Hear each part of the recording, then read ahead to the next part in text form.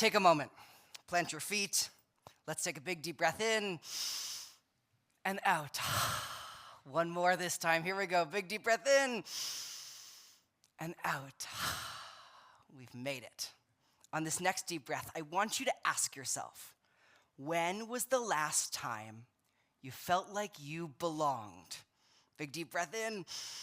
When was the last time you felt like you belonged? Hold it. And out.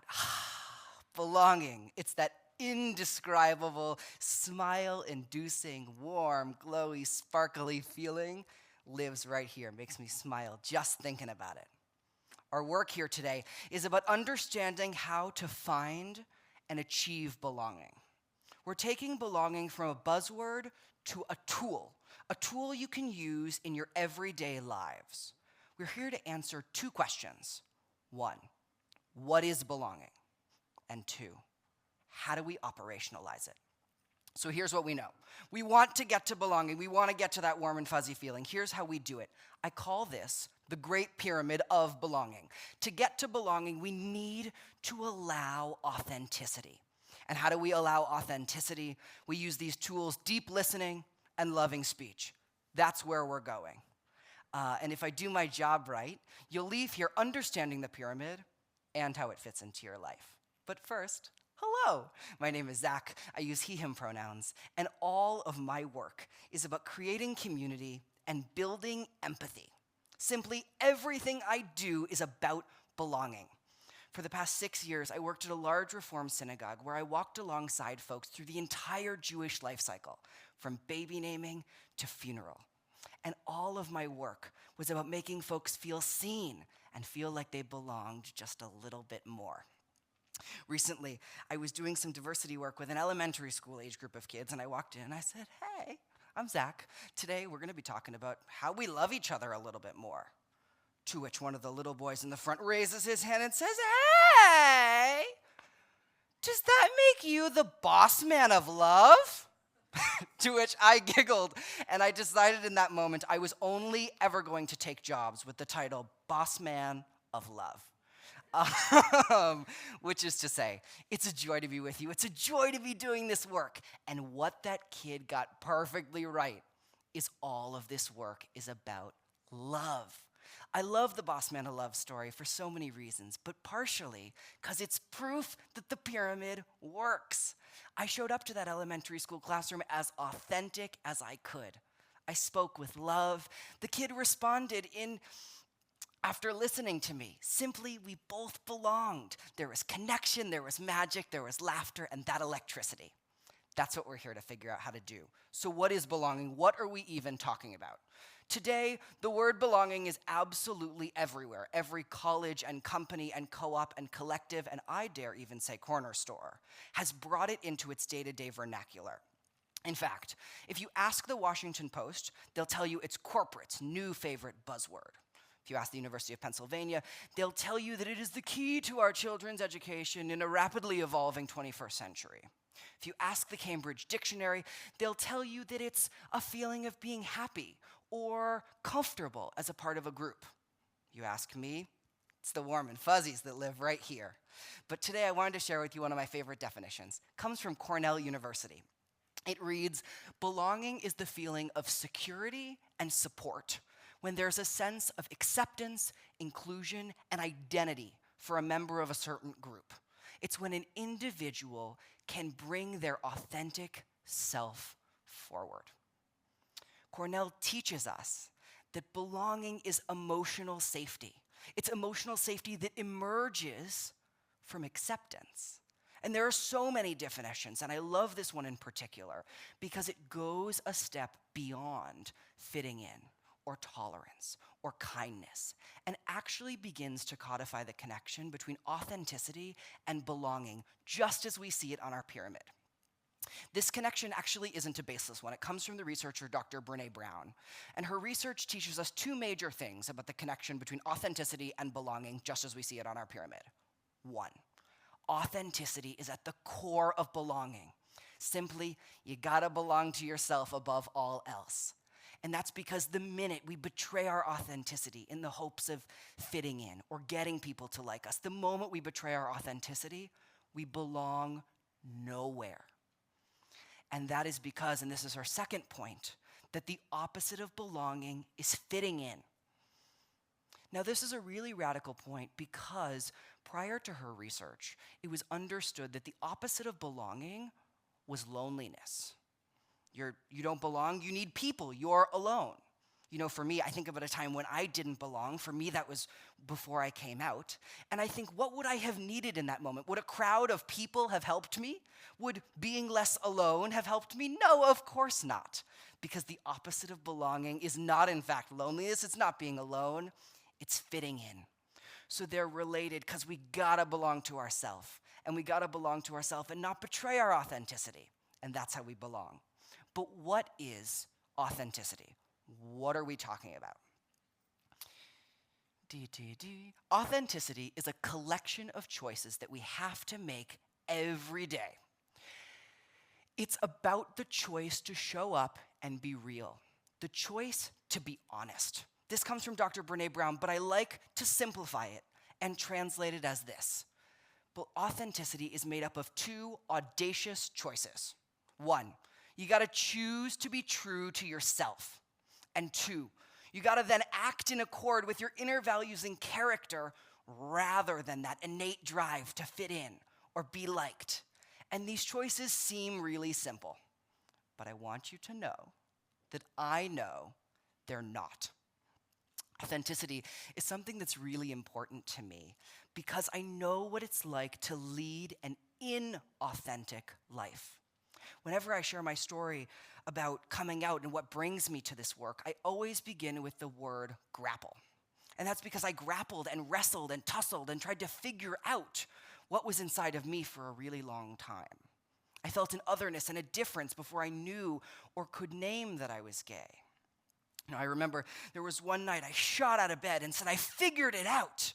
I'm not gay, I'm from Mars. That makes perfect sense. You can laugh, because the world I lived in told me it made more sense for me to quite literally be otherworldly than for me to just be gay. And at that same time, I felt this crushing understanding that authenticity was something I had to figure out alone. And the more I do this work, the more I see this ugly little lie come into shape. It sounds like, I gotta go figure this out, or it's just too much. And funny enough, the research actually shows us time and time again that people feel most authentic when they're not alone, but in fact when they're in caring social settings. When they're in social settings where they feel free to show up with their brokenness and their challenges, and they're allowed to breathe authentically. So I want you to picture middle school Zach. See if he comes up. There he is. You can laugh, you're good. Picture middle school Zach, deeply afraid of who he was. One could argue deeply in love with his wet dog. But also committed to this notion that not only was he gonna live an inauthentic life forever, that figuring it out was so scary. I was petrified. And in walks my friend Devin Barker, who is a senior educator at my synagogue. My whole life, I'd loved Hebrew school. Shout out to my rabbi who's here. I'd loved Hebrew school my whole life. And it comes along this 7th grade, all boys Hebrew school class. I was petrified. My whole life, I'd only ever been friends with girls. And here comes along this all boys class with Devin. And it was about like yourself and who you were. And I didn't want to figure it out. I was so committed to not figuring it out ever. And it took Devin about 4 months for us to become casual and for me to build trust. And that looked like little things in the classroom. It looked like checking in with me. And it took him about 4 months. And part of this curriculum was meeting one-on-one. And so about 4 months in, I met with him, and he asked me a question that has changed the rest of my life. He looked at me, and he said, Zach, who are you? And I was flustered. I listed off this whole long answer. I like blue. I like that. I don't like sports. I went on this whole tangential rant. And he goes, okay, that's nice, but who are you? And I took a moment, and it really hit me. And almost on the verge of tears, my eyes welling up, I said, I'm a gay man. That was all I needed. All I needed was space.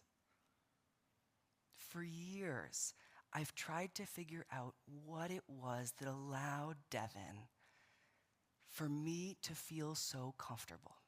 What's the secret sauce? How was I able to make the jump and show up with authenticity? And in truth, I think I figured a piece of it out. And thankfully, it does not require a master's degree. It's something we each can master. This comes from the wisdom of Thich Nhat Hanh. He's a Vietnamese Buddhist monk whose work was about compassion and authenticity. And he writes that to create caring community, to create true relationships, one needs to speak with a gentle, caring, loving speech. And in order to create caring relationships, we need to listen with a true, deep, intentional listening. These are tools to create community, tools to build authenticity. They're the secret sauce. As I look back, when I think about it, Devin wasn't just listening to me in middle school. He was deep listening. And he wasn't just speaking in middle school, he was speaking with loving speech. So how do we harness these tools? Deep listening at its core is listening with intention. It's that kind of listening you do when you're receiving a compliment or when you're really present. You know, to me, what's beautiful about deep listening is it's listening with the intention of recognizing the humanity of the person in front of you. There's nothing novel happening about the listening. You're just sitting and listening. One of my favorite pieces of this practice in Buddhism is there's a breathing component. You're supposed to stand there or sit, take a big deep breath in, and listen. The whole time the person's speaking to you, you don't respond, you just sit. Deep listening requires a singularity that's really hard to find in our world. It's so easy in modernity to be running in 500 different places, and we have things buzzing and beeping and people calling. Deep listening requires us to turn off the noise. And loving speech is about responding to what you've heard. It's about responding with the recognition of the humanity of the person in front of you. It's not saying, gosh, I love you. It's saying, I love you, so I'm going to tell you the hard thing. Dad, I messed up. That can be loving speech. Both of these tools are not about a change of the mechanics of what we're doing, but rather it's about the intention. It's about pausing and saying, I'm doing nothing else aside from listening.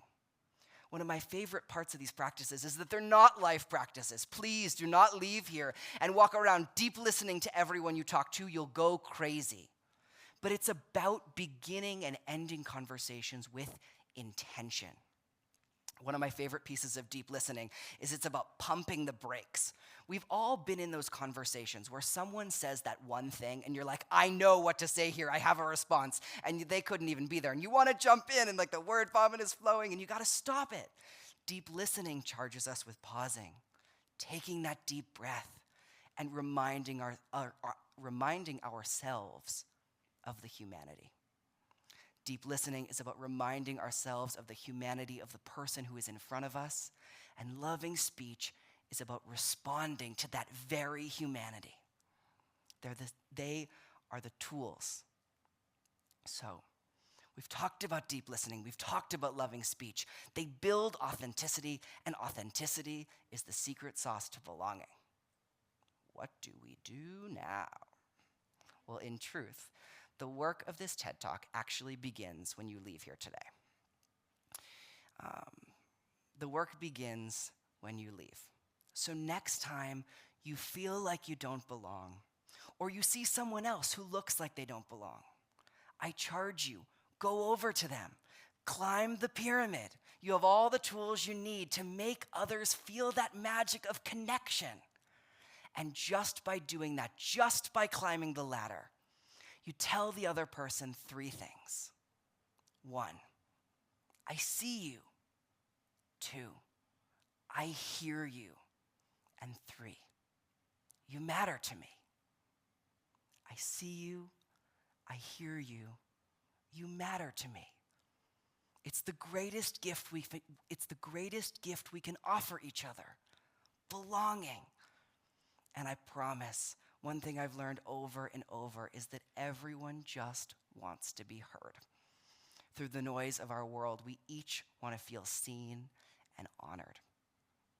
I see you, I hear you, you matter to me. Climb on.